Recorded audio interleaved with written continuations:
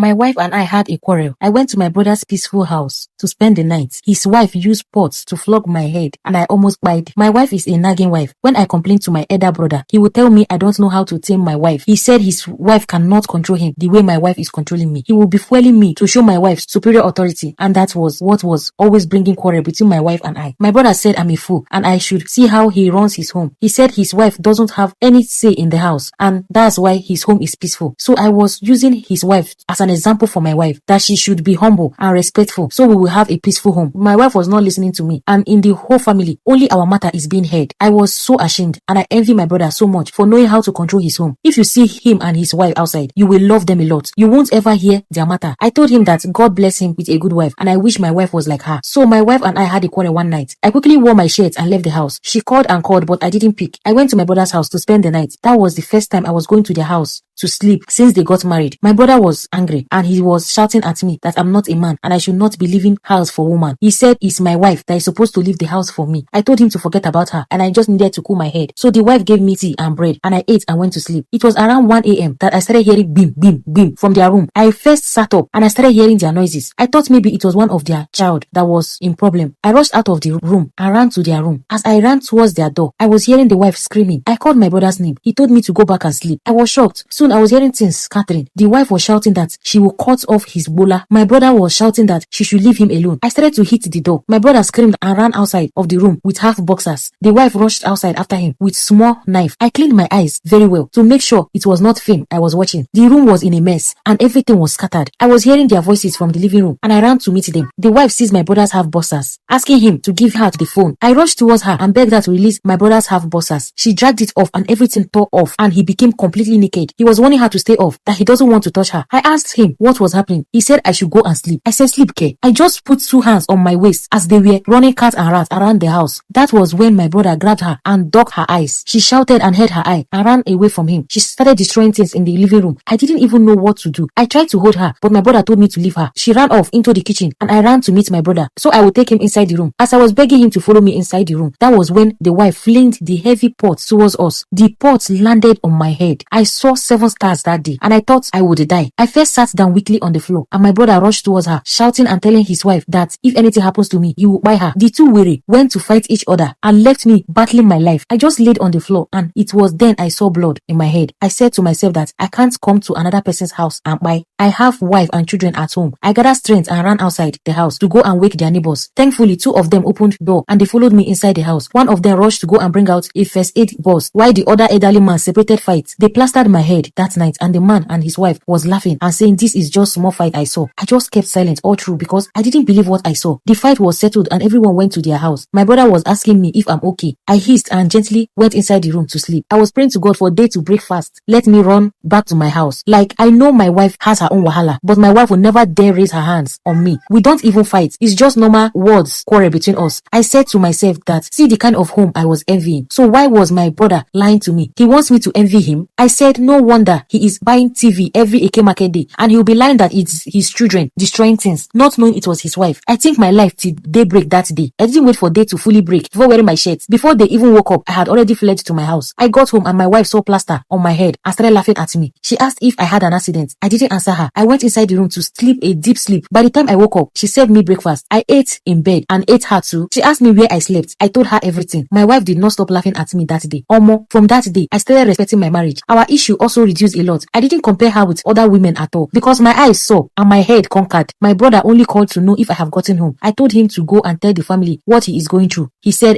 he didn't know what got over the wife that night. It was just misunderstanding. He was still lying to cover up. I just hissed and shook my head. I said it's only a matter of time before his nyash will open outside. For now, he's still covering up. I learned to cover up too. If his war zone is not coming outside, it's my small issues with my wife that will be coming outside. I have learned not to look up to anybody in my life. I'm just working on myself and my marriage and doing what will work for me and my wife. My head is still paining me till today. And anytime I see that my brother's wife, the kind of eye I used to look at her, that was how I would have died because